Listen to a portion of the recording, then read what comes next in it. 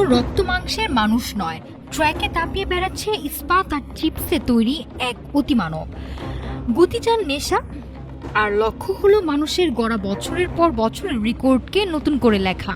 Beijing এর রাজপথে গত রোববার যা ঘটল তা সির্ফ কোনো দৌড় প্রতিযোগিতা ছিল না, বরং ছিল মানুষের শ্রেষ্ঠত্বের বিপরীতে এক যান্ত্রিক চ্যালেঞ্জ।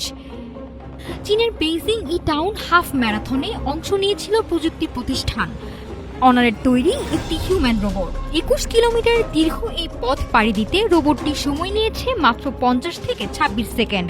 বিস্ময়কর ব্যাপার হলো উগান্ডার বিখ্যাত দৌড়বিদ জ্যাকব কিপলিমো যেখানে একটি দূরত্ব পাড়ি দিতে সময় নিয়েছিল প্রায় 57 মিনিট, সেখানে এই রোবটটি প্রায় 7 মিনিট আগে দৌড় শেষ করেছে। মানুষের গড়া বিশ্ব রেকর্ডকেও যেন অবলীলায় তুড়ি মেরে উড়িয়ে দিল এই যন্ত্রমানব। তবে এই সফলতা একদিনে আসেনি। মাত্র 1 বছর আগে এই একই প্রতিযোগিতায় রোবটের সময় লেগেছিল 2.5 ঘন্টারও বেশি। কিন্তু সময়ের সাথে পাল্লা দিয়ে উন্নত হয়েছে প্রযুক্তি। প্রকৌশলী ডোশিয়াওদি জানিয়েছেন, এই রোবটটি তৈরি করা হয়েছে দক্ষ অ্যাথলেটদের শারীরিক গঠন এবং দৌড়ানোর ভঙ্গি বিশ্লেষণ করে।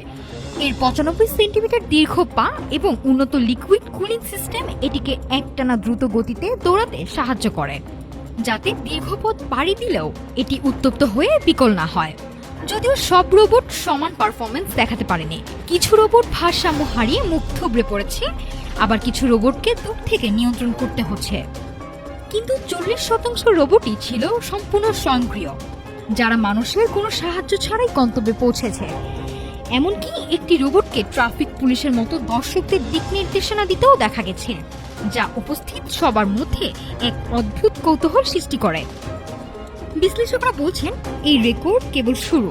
কৃত্রিম বুদ্ধিমত্তা আর মেকানিক্যাল ইঞ্জিনিয়ারিং যেভাবে একে অপরের পরিপূরক হয়ে উঠছে, তাতে ভবিষ্যতে শিল্প কারখানা থেকে শুরু করে জরুরি উদ্ধার কাজ সবখানেই হয়তো এমন অতি মানবিক দক্ষতা দেখা মিলবে।